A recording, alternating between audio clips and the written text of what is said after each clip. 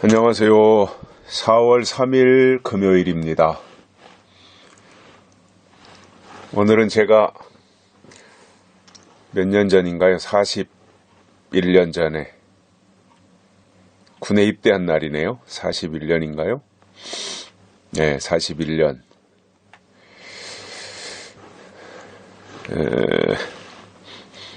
아무것도 모르고 군대를 처음 가니까 그 설레임도 있고 두려움도 있고 여러 가지 만감이 교차하는 마음으로 홍성에서 모여서 열차를 타고 저 춘천 백삼보충대까지 갔던 기억이 새록새록 떠오르네요. 그리고 훈련소를 거쳐서 수색대 배치를 받았었고 이러한 저의 어떤 젊은 날의 그 추억이 담긴 시간들 중에 군에 입대한 날 특별한 기억이 담겨 있는 날이라서 4월 3일 하니까 내가 군대 간 입대한 날이다 이렇게 떠오르는 날입니다. 제 인생에서 지워질 수 없는 날이죠.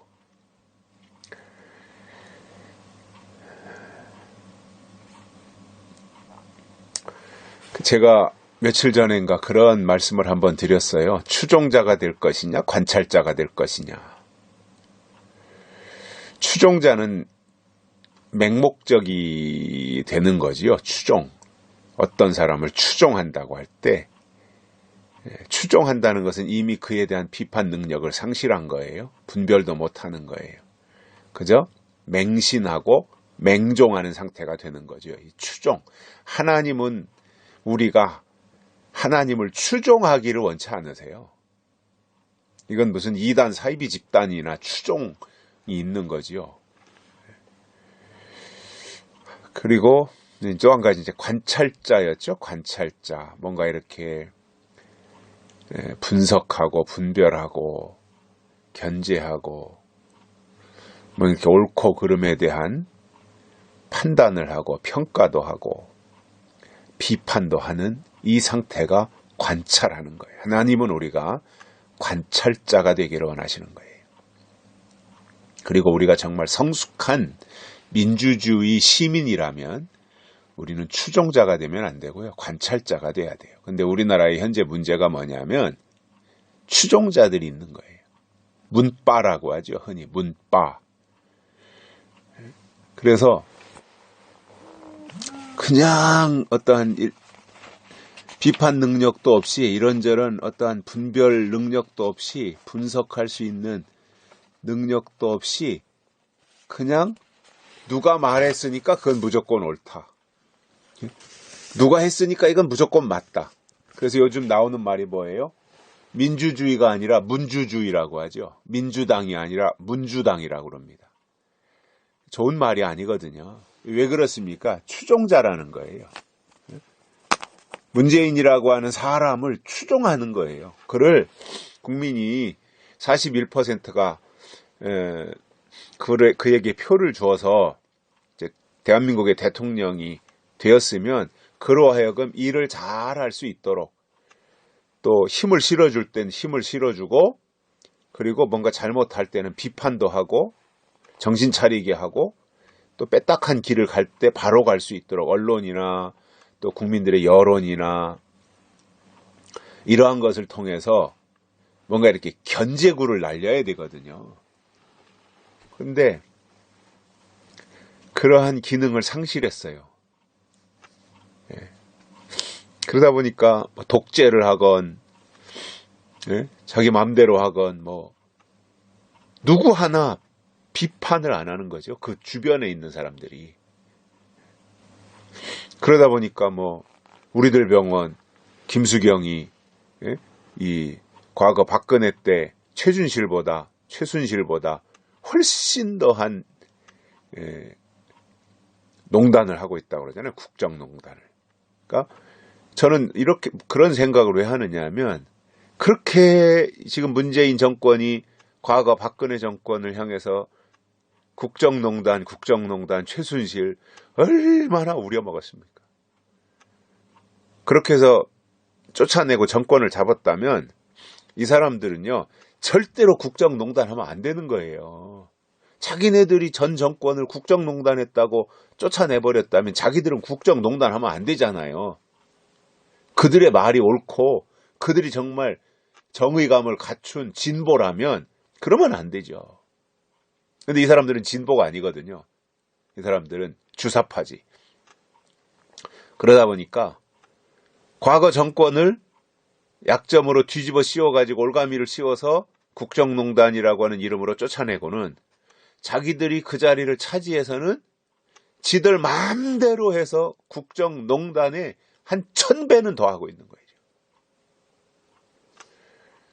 그런데도 뭐 얼굴색 변하지도 않고 미안하다는 마음도 없고 말도 할 줄도 모르고, 야, 이런 사람들이 세상에 어디 있습니까? 그러다 보니까 문주주의, 문주당 이런 말이 서슴없이 나오고 있는 이 현실이 참으로 안타깝습니다. 참으로. 그리고 이 정도로 우한 폐렴 사태니 뭐 외교 문제니 또 이 경제 폭망이니 이런 것들이 다 어우러졌다면 사실상 지지율이, 문재인의 지지율이 15% 정도 나오면 저는 적당할 거라고 보는데, 뭐 어젠가 오늘 발표한 거예요. 뭐 52%인가 이렇게 나왔다 그래요. 이건 미친 거지요. 그야말로 여론조사 기관이 명분을 앞세워서 조작하는 거죠. 참, 선거 앞두고 이렇게 해도 되는 건지 모르겠습니다. 참 진짜 나쁜 사람들입니다. 제일 이 세상에서 나쁜 사람이 누구냐 하면 민주주의를 파괴하는 사람들이 나쁜 사람들이에요. 민주주의를 파괴하는 사람들. 그 다음에 나쁜 사람들이 자기들의 목적을 위해서 거짓말하는 사람들이에요. 자기들의 목적 달성을 위해서 수단 방법 가리지 아니하고 거짓말하고 뭔가를 조작하고 증거를 없애고 선동하고, 그런 사람들이 다음으로 나쁜 사람들인데, 이 정권 주변에 있는 사람들은 선수들입니다.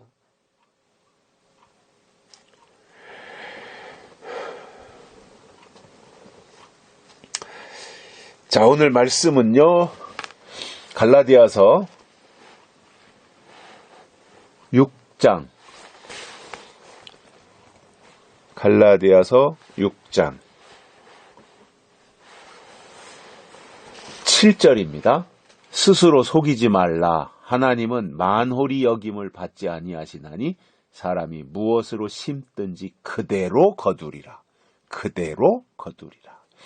여기서 하나님은 만홀히 여김을 받지 않는다. 만홀이라고 하는 것을 개역 개정성경에서는 어떻게 썼느냐 하면 업신여김을 받지 않는다. 만홀히 여김을 받지 않는다. 하나님은 사람에게 절대로 업신여김을 받지 않아요. 하나님은 위대하신 하나님이에요. 하나님은 창조자시고 하나님은 우리의 구원자십니다. 우리를 지으신 분입니다. 우리를 이 땅에 보내신 분입니다. 하나님은 주인이십니다. 주인이신 하나님이 감히 업신여김을 받으시겠습니까? 하나님을 업신여긴다면 그 사람이 잘못된 거지요. 그런데 오늘 이 시대를 보면 많은 사람들이 하나님을 믿는다고, 교회에 간다고, 예배에 참석한다고 하면서 실상으로는 하나님을 업신여겨요. 대놓고 하나님, 나 하나님 지금 업신여깁니다, 이렇게 말할 사람은 아무도 없어요. 감히 그렇게 할 사람이 어디 있어요. 그런데 뭐예요? 하나님이 주신 말씀을 업신여기는 것이 하나님을 업신여기는 거예요. 자, 거슬러 올라가서 2000년 전으로 거슬러 올라가서요. 하나님이 독생자 예수 그리스도를 이 땅에 보내셨어요. 그런데 그 예수님이 화려하게 왕궁을 통해서 왕자님으로 오셨다면 많은 사람들이 그를 믿고 따랐을 거예요. 그런데 너무나도 초라하게 마국간에서 목수의 아들, 그것도 동정녀, 이렇게 해서 태어났다고 하니까 그 예수가 뭘 특별한 게 있고 대단한 게 있습니까? 아주 천민 중에 그런 천민이 어디 있어요? 세상에 태어날 때 마국간 말구 위에 태어나는 사람이 어디 있습니까? 세상에. 또 그때 당시에 직업 중에서 목수의 직업이라고 하는 것이 또 이렇게 아주 낮은 이 직업에 속했던 것이고요. 그러니까 누구 하나 마국간에 태어난 예수가 메시아라고 하는 것에 대해서 상상도 하지 않는 거죠. 그 예수가 이제 자라나서 30살이 되어서 공생애를 시작하며 천국 복음을 증거할 때 예수님을 하나님의 아들로 인정하는 사람이 없었어요. 바리새인 유대인들 속에. 그리고 그가 하는 말을 하나님의 말씀으로 인정하는 사람이 없어요. 그게 바로 업신여긴 겁니다. 하나님을 업신여긴 거예요. 하나님이 보내신 예수 그리스도를 업신여기는 것이 보내신 하나님을 업신여기는 거예요. 지금도 마찬가지예요. 이 땅에 하나님의 뜻을 이룰 특별한 목적을 가지고 하나님이 보내시는 사람들이 있습니다. 세례 요한과 같이 이 시대에도 보내는 사람들이 있어요. 그런데 하나님이 보내시는 사람들이 좀 근사하게 나타나서 뭔가 새로운 일을 한다면 환호하고 지지할 거예요. 그런데 그렇지 않거든요. 하나님의 방식을 보면 극히 미천하게, 보잘것없게, 초라하게, 나약한 모습으로, 별스럽지 않게, 별로 존경하거나 대우할 만한 그러한 모습들이 없이 그렇게 나타나서 이게 하나님의 뜻이다, 이게 하나님의 법이다라고 할 때 그 말에 동의할 사람들이 얼마나 되겠습니까? 그래도 대학 교수나 아니면 좀 큰 회사의 대표나 아니면 무슨 박사 학위를 가지고 있는 사람이나 좋은 가문에서 태어나서 미국의 하버드 대학이나 이런 데 유학이라도 갔다 오고 연구원이라도 하고 의사라도 하고 이런 사람들이 나타나서 뭔가 새로운 질서를 말한다면 거기에 귀를 기울일 거예요. 근데 하나님은 그렇게 안 하셨거든요.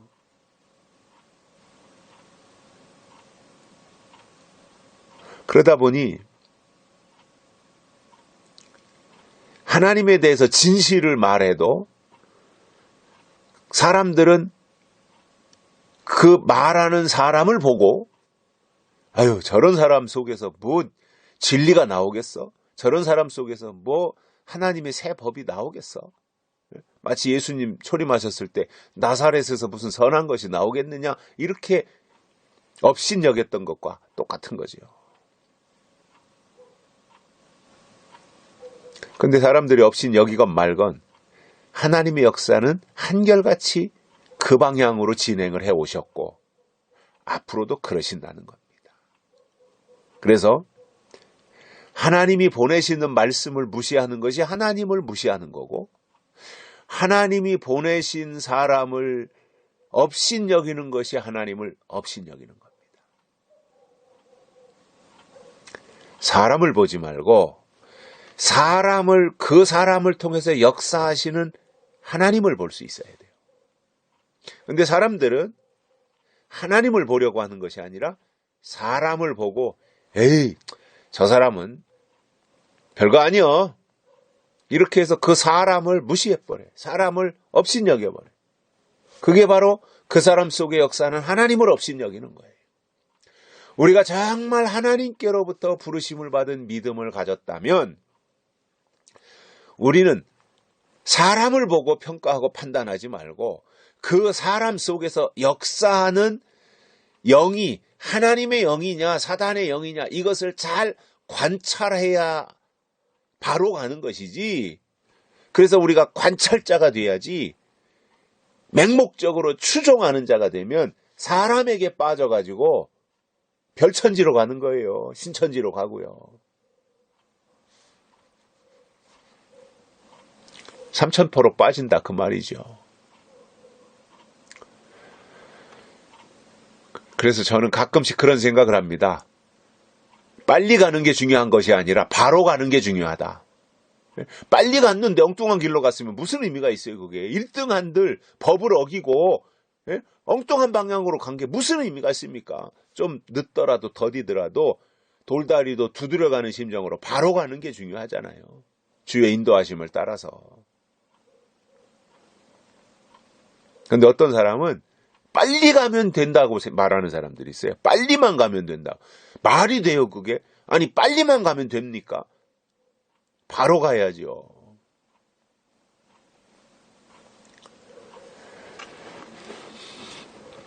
업신여기는 것은 하나님을 업신여기면 스스로를 속이는 거예요. 스스로 속이는 사람은 자기 스스로에게 속는 사람은 하나님을 만홀히 여기고 업신여기게 됩니다. 그러나 하나님은 업신여김을 받지 않는다. 하나님은 만홀히 여김을 받지 않으신다. 하나님은 절대로 사람이 무시한다고 해서 무시당하는 것이 아니라 심는 대로 거두게 되는 것이 결론이라는 거예요. 심은 대로 거둬요. 이게 원리예요. 이 세상에서도요. 심은 대로 거두는 거예요. 콩을 심으면 콩 거두고 깨를 심으면 깨를 거두는 거예요. 신앙도 마찬가지예요. 은혜로 심으면 은혜를 거두고 진리로 심으면 진리를 거두는 거예요.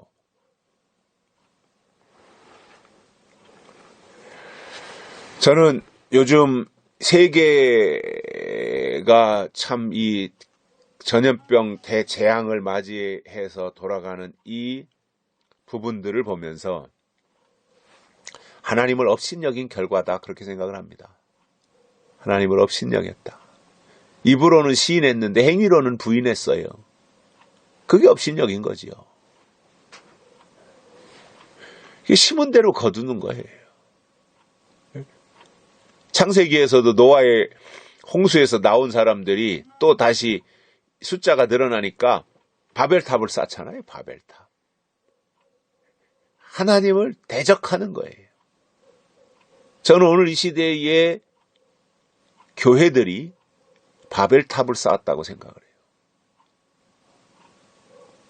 과학이라고 하는 이름을 빌려서 하나님 없이도 된다. 아이고 앞으로 뭐 150살도 사는데 뭐 그러면서